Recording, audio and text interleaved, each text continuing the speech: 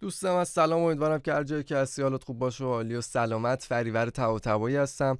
امروز میخوایم با هم دیگه راجع به این صحبت کنیم که ببینیم اکولایزر چیه، مفهومش چیه، کاربردش چیه.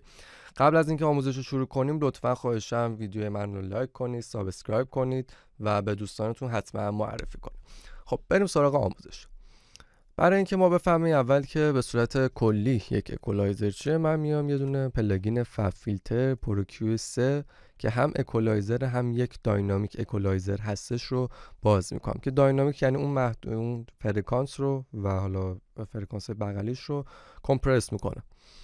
خب میبینیم ما یک محدوده ای داریم اینجا که از حالا 0 هستش که میبینی زیر 10 نمیره تا حدود 20,000، حالا 20,000 به بالا، و محدوده شنوایی انسان 20 تا 20,000 یا 20 کیلو هرتز هستش.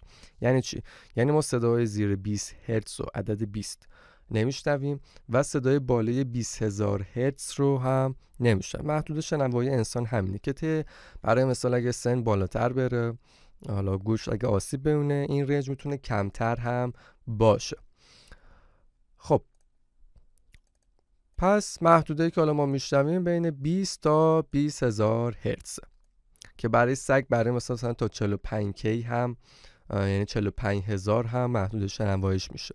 ما یک نوع به اصطلاح میتونیم بگیم فیلتر داریم. قبلش میخوام بهتون یاد بدم که محدوده های صوتی یعنی چی. برای مثال مثلا لو چیه، میدرنج چیه و های چیه. خب اینجا ما یه عکسی داریم، میبینیم ما 3 تا محدوده اینجا که عدد فرکانس ها رو نوشته: 20 40 80 160 300 600 1200 یا 1.2K 2.4K یعنی 2400 5000 یا 5K 10,000 یا 10K 20,000 یا 20K. که برای مثال اینو توی سایت های مختلف اگه فرکانسی اسپکتروم دیویژن رو سرچ کنید، یعنی همین قسمت بالا رو سرچ کنید، هر کسی محدوده های مختلفی، مثلا یکی گفته تا 160 لو، یکی گفته تا 200 لو، حالا اینجا گفته تا 300 لو. و مهم اینه که مفهومش رو بدونید که لو برای مثال نهایت مثلا تا 300 رو میگن لو، 300 تا 5K رو میگن مید رنج و 5K به بعد رو بهش میگن های یا های اند. که حالا همون قسمت های مختلف به ریز قسمت های تقسیم میشه که بین 20 تا 40 رو میگن دیپ بیس، 40 تا 80 رو میگن لو بیس، 80 تا 160 رو میگن مید بیس، 160 تا 300 رو میگن آپر بیس، 300 تا 600 رو میگن لو مید رنج، 600 تا 1200 رو میگن میدل مید رنج، 1200 تا 2400 رو میگن آپر مید رنج و 2400 تا 5000 رو میگن پری سنس رنج، 5,000 تا 10,000 رو میگن های اند، 10,000 تا 20 کیلوهرتز رو میگن اکستریملی های اند. که حالا بخوام به صورت کلی بهتون میگن تقریبا وکال بین مثلا 200 تا 10,000 میتونه باشه، یعنی بیشتر محدوده مید رنج، بیشتر یعنی نه اینکه لو نداشته باشه های نداشته باشه. باس مثل کیک درام مثل بیس، خود ساز بیس میمونه که توی این محدوده هست. میدرنج حالا توی درام بخوایم مثال بزنیم مثل اسنیر میمونه. های اند رو میتونیم مثل های هت، صدای تس تس ش ش. یا مثلا اگه به اصطلاح شنیده میگن کار تیس تیس میکنه، یعنی مثلا که اشتباهه، توی تقریبا بین این محدوده است، یعنی مثلا بین 5,000 به بعد، بین 10,000 به بعد میتونه باشه. خب ما اومدیم فرکانس ها رو یاد گرفتیم. برای مثال میخوایم الان ببینیم این پیانو، حالا من این دوتا رو ببندم، این پیانو ما توی چه محدوده ایه.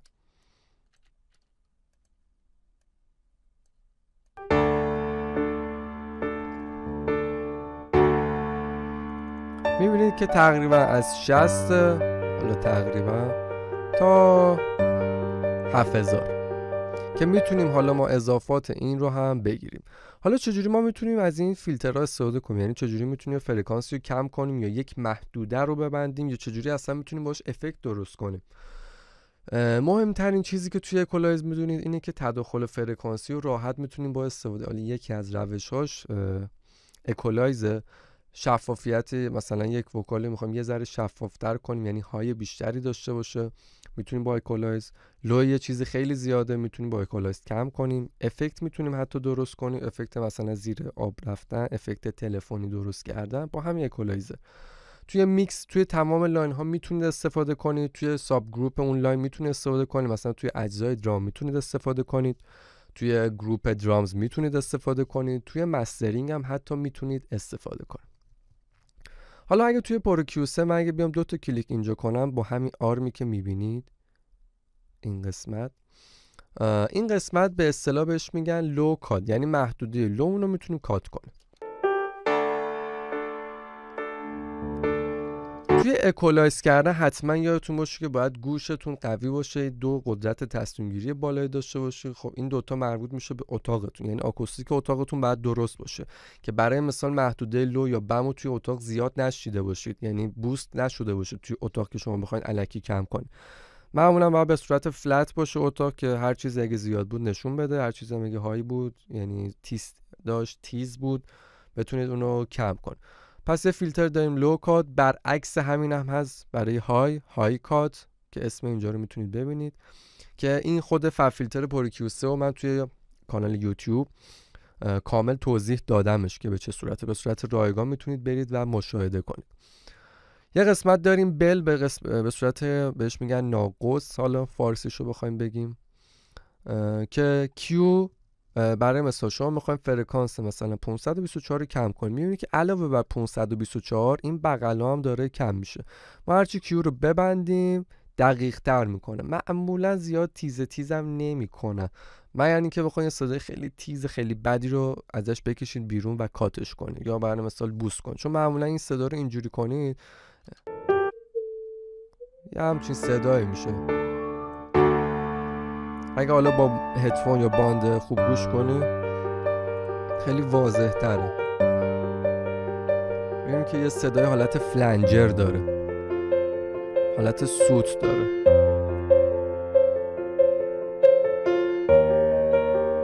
که معمولا از کیوهای به این صورت استفاده میکنن. توی مسترینگ معمولا از کیوهای بازتر و نرمتر استفاده میکنن و با گین خیلی خیلی کمتر. این قسمت زوم ما هست که من روی 3 دی بی میذارم، یعنی اینکه نهایت 3 دی بی میبینی 1 دی بی 2 دی بی 3 دی بی کم یا زیاد. روی 30 بذارم تا منفی 30 مثبت 30، روی 6 هم میتونه باشه. روی 3 باشه خیلی بهتره که دقیق تر بخواید عدد رو کم کنید، یهو 5 دی بی 10 دی بی یه چیزی رو کم یا زیاد نکنید. خب از این قسمت هم شیبه. حالا ما میتونیم لوکاتمون رو داشته باشیم که به صورت بریک وال باشه، یعنی به صورت یه دیوار صافی که صفر مقطع باشه، یا میتونه به صورت نرم باشه که معمولا بین 24 یا 18 استفاده میکنم.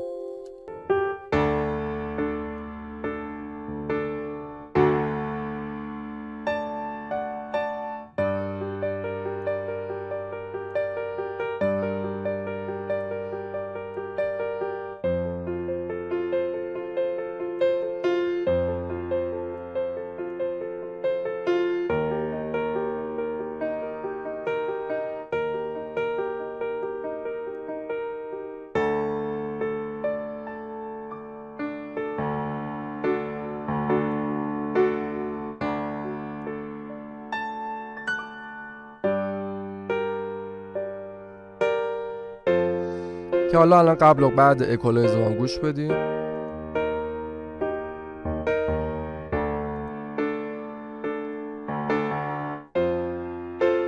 که میبینیم اون هام بیش از 100 شما گرفتیم، البته باز هم سلیقه است، میتونه حالا اون هامش هم باشه، ولی خب تداخل فرکانسی پیدا میکنه با بیس ما یا با کیک ما یا با مثلا چلو یعنی ویالونسل ما، میتونه تداخل فرکانسی پیدا کنه. الان میبینید اینم انقدر بالاست به خاطر اینکه من زومش رو گذاشتم روی 3 که معمولا با دیفالت روی 12. میبینید که من یک کیو خیلی زیاد این محدوده رو زیاد کردم. برای چی؟ برای اینکه میتونه یه ذره شفافیت خیلی باحالی به ما بده.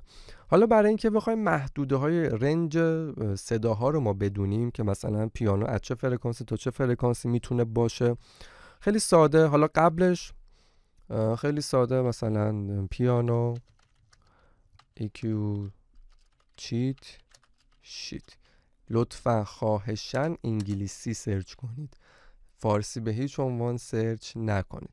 چیت که یعنی تقلب، شیت هم که یعنی برگه، یه برگه تقلبی که به ما بدونه مثلا محدوده ساز پیانو تا کجاست. عکسای مختلفی میاد که اینها هم باز بهتون دارم میگم حدوده که فکر کنم بعد با فیلتر شکن وارد شیم. اگه بتونه یه عکس بدون فیلتر برای ما بیاره که خیلی عالیه، که توضیح بدم به چه صورته. برای مثال یه EQ شیت اینجا بزنیم مثلا روی وکال، این اعداد دقیق نیست، هر وکالی میتونه متفاوت باشه، میتونه اصلا یک جنس صدای متفاوتی داشته باشه. اینا محدود است، مثلا محدوده بین 100 تا 150 رو میتونه یه حالت وارم داشته باشه، یه حالت گرم داشته باشه. معمولا از اینجا رو کات میکنم. ببینید یه نموداری بهتون داده که باز هم تاکید میکنم اینا یه تقلب میخوام بهتون برسونم ولی همیشگی نیست، که معمولا برای حالا وکال یه شکلی به همین صورت اگه موس من رو دنبال کنید که میاد اینجا، حالا این محدوده یه سری جا ممکنه یه ذره بیاد پایین‌تر و محدوده هایو یه ذره بوست میکنن برای اینکه شفافیت بهتر و باحالتری بتونه داشته باشه. بازم میگم معمولا میبینی که این قسمت هایی که پایین نوشته میتونه کات شه همونجوری که اینجا نوشته، این قسمت هایی که بالا نوشته میتونه بوست شه. حالا LF و LMF و MF و HMF و اینا چی میتونه باشه؟ LM همون لو فرکانسی، لو مید، یعنی هم لو هم میده، که یعنی یه حالت وسط بین این دوتاست. مید فرکانسی، مید رنج فرکانسی، های مید فرکانسی و های فرکانسی. حالا ما یه سری پلاگین دیگه هم داریم برای مثل API 550 که به اینها میگن گرافیکی، یعنی اکولایز گرافیکی، به اینا میگن پارامتریک. حالا فرق این با این چیه؟ ببینید اینجا هم HF داریم، یعنی های فرکانسی، مید فرکانسی، لو فرکانسی، فیلتر لو فرکانسی که میتونه به صورت شلف باشه که شلف الان بهتون توضیح میدم. ببینید میتونیم ما یک فرکانسی به قبل یا به بعد رو کامل بوست کنیم. اگه بخوایم به قبل باشه که میاد روی محدوده لو، همیشه لو شلف، که من اشتباه زدم، از این فرکانس به قبل همه رو میاد کامل بوست میکنه. حالا بخوام توی محدوده های بره، یعنی از این قسمت مثلا به بعد، از فرکانس 2557 به بعد که میشه های شلف، میتونید از این هم استفاده کنید. که میگه آقا برای اینکه فیلتری که میخوایم داشته باشیم توی های فرکانسی به صورت شلف باشه یا به صورت بل باشه، یعنی به این صورت بل، که الان میتونه با شیب مختلفی باشه. و نکته‌ای که داره برای مثال، ببینید اینجا فرکانس 5kH نوشته، kHz یعنی کیلو هرتز، یعنی فرکانس 5000. شما نمیتونید اینجا فرکانس 6000 رو کم یا زیاد کنید و اعدادی که میخواید کم و زیاد کنید هم میبینید برای مثال 1 dB نیست، خود اعدادی که اینجا نوشته است. برای مثال فرکانس 3000 رو میتونید 2 dB یا 4 dB، 6، 9، 12 dB کم یا زیاد کنید. بین این اعداد نمیتونید این کار رو انجام بدید. حالا تفاوتش چیه؟ پلاگینایی که معمولا مثل API 550A هستش معمولا یه جنس صدایی بهمون میدن. ممکنه یه جنس صدای گرمی باشه، یه جنس صدای شفافی باشه، علاوه بر اون اکولایزی که ما انجام میدیم، چون شبیه ساز شده یه آنالوگ هستش و میتونیم مثلا آنالوگش هم آن کنیم، یه حالت نویز، حالت گرمایشی هم میتونه بر ما بده که من معمولا استفاده نمیکنم از این نویز، که میتونید از این نوع اکولایزر ها هم استفاده کنید. یعنی برای مثال اگه اکولایزری، مثلا من یه اکولایز سرچ کردم که بتونید راحت با هر اکولایزی، مثلا HEQ استریو، هر اکولایزی که جلوتون باز کردن بتونید راحت کار کنید و خودتون رو محدود نکنید به اینکه فقط این پلاگین خوبه فقط اون پلاگین بده. که میاد میبینید که آقا مثل فاب فیلتر این قسمت لوکات داره، میتونه لوکات باشه، یعنی های پسه. های پس هم به لوکات میگن، یعنی برعکسشون میگن. لو پس هم به های کات میگن که اینجا داره که میتونید روشن کنید. میگه چه فرکانسی رو میخوای، با چه شیبی میخوای، مثلا فرکانس 19 و مثلا از اینجا میخوام من یه دونه بل انتخاب کنم که اینجا رو بوست کنم با کیو خیلی نازک مثلا،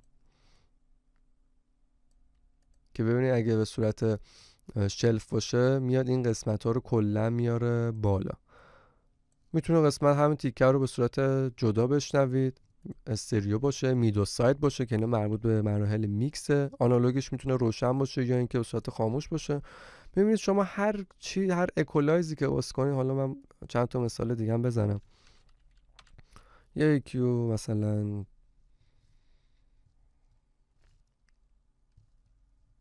اسم عجیب غریب مثلا F6 RTA، خب میبینید که باز اینجا خب لو کات یا های پس داره، فرکانسش رو مشخص میکنید، کیو یا همون شیبش رو مشخص میکنید که برای مثلا اینجا تا 24 بیشتر نده. این قسمت رو بل میتونه باشه، میتونی گینش رو زیاد و کم کنی، رنجش میتونه کم و زیاد باشه، میتونه به صورت داینامیک باشه، یعنی این محدوده فرکانسی رو که تو این دو هست از این قله تا این قله، حالا میتونیم کیوشو کمتر هم بکنیم. هر نوتی مثلا زد بیاد کمپرس شه و فقط اون فرکانسی ذره بیاد پایینتر که برای تداخل فرکانسی خیلی میتونه کاربرد داشته باشه. پس میبینید که در از تمام اکولایزرها کاربردشون یکیه که برای اکولایز کردن، یعنی برای تصحیح فرکانسی ما هستش که میتونیم ازشون استفاده کنیم. خب برای مثلا میگیم که ما یک بک وکالی مثلا داریم، میخوایم یه حالت افکت تلفنی بدیم. خب خیلی ساده، تلفنی که ما صحبت میکنیم های و لو خیلی کمتری داره، پس های و لوش رو باید بگیره که اگه توی پریست های خود فب فیلتر پرو کیو 3 یا همون دو هم برین، یه دونه افکت داره به اسم فون که میتونید راحت حالت تلفنی باشه، یا مثلا حالت غرق شدن ته موزیک میخواید مثلا حالت این باشه که انگار اون شخص حالا مثلا اون خواننده غرق شد توی مستر، مثلا میتونیم این افکت رو بدیم.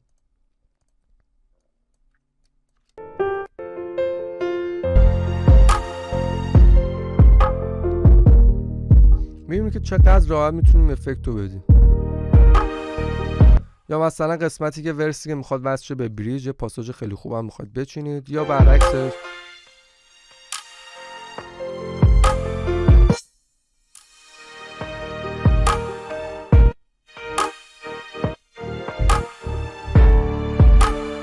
میبینید که چقدر میتونید کاربردهای خیلی باحالی ما داشته باشیم. دیگه نیاز به این نیستش که شما یه پلاگین مخصوص اینکه ستاره تلفنی کنه داشته باشید یا 1000 تا پلاگین اکولایزر. شما باید بدونید که برای چی میخواید اکولایزر استفاده کنید. این خیلی غلطه که شما مثلا این پیانو رو دارید میشنوید، خب بذار اکولایزر باز کنم بذار ببینم چی میشه. خب برای تمرین ممکنه خوب باشه که گوشتون رو تقویت کنید. توی هایلایت های اینستاگرام تب استودیو TAABSTUDIO